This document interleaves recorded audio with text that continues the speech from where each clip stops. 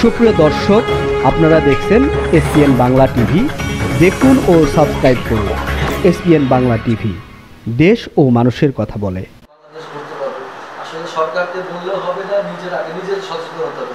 নিজেরা যদি সচেতন, নিজেদের মন ঠিক করি, তাহলে আমরা দুর্নীতি অনেক তাড়াতাড়ি আমরা নির্মূল করতে পারবো। এবং সবারই সাহায্য সহযোগ, প্রত্যেকটা যেই সেক্টর আছে সবার সেখানেই তার আন্তরিকতা লাগবে।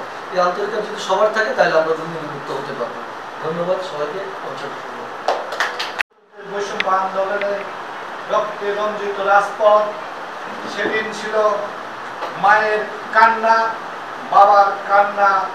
তারা বৈষম্য দূরীকরণের জন্য রাজপথে হাজার হাজার মানুষ প্রাণ দিয়েছেন, সাধারণ মানুষ ক্ষতিগ্রস্ত হয়েছেন। একটি কারণ ছিল যে সব জায়গায় ছিল দুর্নীতির আখড়া। আপনি স্বাস্থ্য খাত দেখেন, স্বাস্থ্য খাতে দুর্নীতি, শিক্ষা খাত দেখেন দুর্নীতি, সচিবালয়ের প্রতিটি সেক্টরে আপনারা দেখবেন দুর্নীতি, এবং পুলিশ প্রশাসনের দিকে দেখবেন তারাও দুর্নীতি করে একজন হাইলাইট হয়ে গেছেন। পুলিশ বড় কর্মকর্তা অনেকেই এই দুর্নীতির সাথে জড়িত। তাদের পরিপ্রেক্ষিতে যখন এই নতুন প্রজন্ম, ভবিষ্যৎ প্রজন্মরা জেগে উঠেছিল যে আর কোনোদিন দুর্নীতি করা যাবে না, তারা রাজপথে এসেছিল। বৈষম্য, তাদের মেধাবীদের মূল্যায়ন করা হচ্ছিল না। মেধাবীরা বুঝতে পেরেছিল যে কোন জায়গায় দুর্নীতি হচ্ছে। একটি শ্রেণী, একটি শাসক শ্রেণী, একটি ব্যবসায়িক শ্রেণী যারা কোনোদিন রাজনীতি করেনি, তারা এই দেশ থেকে লুণ্ঠন করে দেশের বাহিরে এবং বিদেশে লুটপাট করে টাকা নিয়ে গেছেন। সেই টাকাগুলি হচ্ছে আমাদের শ্রমজীবী মানুষের, কৃষকের, দিনমজুর, রিক্সাওয়ালা। আপনার মোবাইলে টাকা ঢুকাইলে মোবাইলে তৎক্ষণাৎ টাকা নেই। এই দুর্নীতির সেক্টর, প্রত্যেকটা সেক্টরে তারা এই দুর্নীতি করে গেছেন। আমরা শুধু সাধারণ মানুষ চেয়েছিলাম, আমরা যখন বাজারে যাই দেখি একটা সিন্ডিকেট, সেখানেও দুর্নীতি।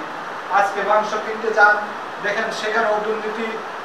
আপনি মুরগির ডিম কিনতে যান, অনেক দাম সবার ঊর্ধ্বে। সেই অনেক ক্ষেত্রে, প্রত্যেকটা সেক্টরে আপনি যান, কৃষক ধান বিক্রি করার জন্য বাজারে যায়, সেখানেও সিন্ডিকেট।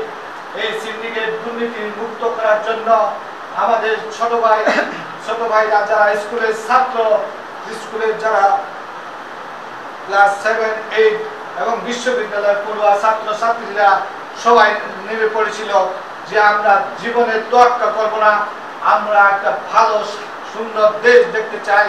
তারা দেখিয়ে দিয়েছে রাজপথে রক্ত দিয়ে, বুকের সেই রংপুরের বুক পেতে দিয়েছে।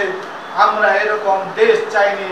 আমাদের মুক্তিযোদ্ধারা যেভাবে দেশ চেয়েছিল, একটি সোনার বাংলাদেশ, খাঁটি বাংলাদেশ হবে, এদেশের মানুষ শান্তিতে বসবাস করতে পারবে, এদেশের মানুষ শান্তিতে ঘুমাতে পারবে, এদেশের লেখক সাংবাদিকরা উন্মুক্ত ব্রেনে তারা লিখবে। তাদের সাংবাদিকদের কোনো লেখার মধ্যে কোনো ছিল না, স্বাধীনতা ছিল না। সাংবাদিকরাও এটার মধ্যে পড়েছিল। লেখকরা উন্মুক্তভাবে গান গাইতে পারেনি। শিল্পীরা তারাও দুর্নীতিবাদের মধ্যে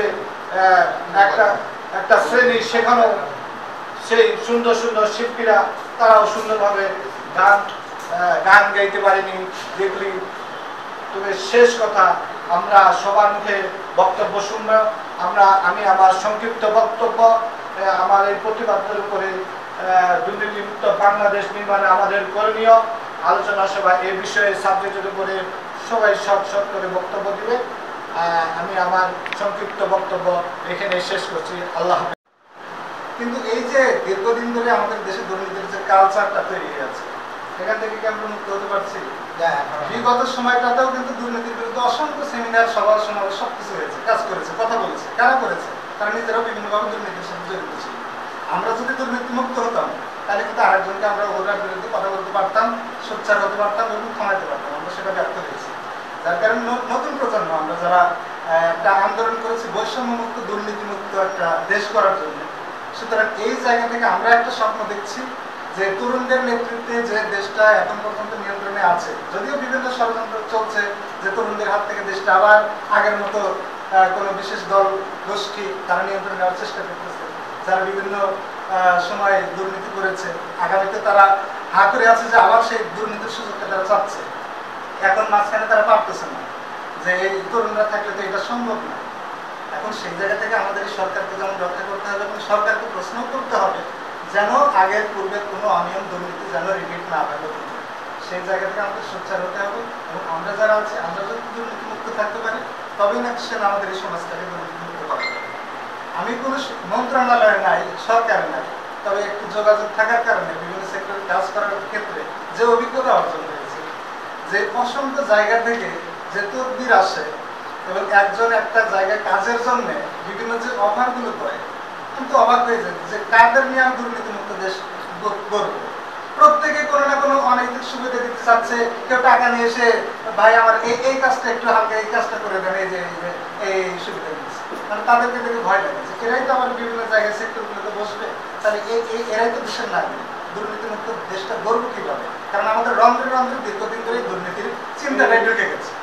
এই জায়গা থেকে আমি যেমন প্রত্যাখ্যান করতেছি এবং প্রকাশ্যে তার বিরুদ্ধে আমি কথাটা বলতে পারতেছি যে আপনার জন্য যতটুকু উপকার আমি করার চেষ্টা করেছিলাম, কিন্তু আপনার এই অভাবের কারণে সেটা প্রত্যাখ্যান করলাম, আপনার পাশে আমি দাঁড়াতে পারবো না। আমি যেমন ব্যক্তিগতভাবে দুর্নীতিমুক্ত থাকতে পারবো, পারছি, চেষ্টা করতেছি, আমার আশেপাশে যারা থাকবে তাদের দুর্নীতির বিরুদ্ধে যদি আমি সোচ্চার না হই, আমার সমাজ যেমন গঠন হবে না, দেশটা আমরা গঠন করতে পারবো না। আমি সবার প্রতি আহ্বান জানাবো নিজেরা দুর্নীতিমুক্ত থাকি, আশেপাশে যারা এই অনেক সুবিধা নেওয়ার চেষ্টা করছে তাদের বিরুদ্ধে সোচ্চার। ধন্যবাদ।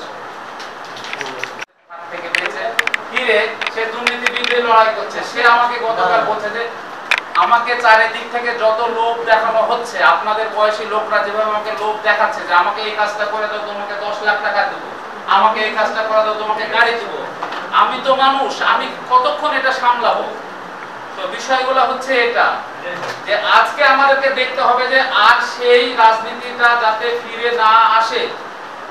আমাদের প্রথম লক্ষ্য হওয়া উচিত যে যারা এই আন্দোলনের নেতৃত্ব দিয়েছে তরুণ প্রজন্ম, তারা এই দেশটাকে এখন পরিচালনা করুক।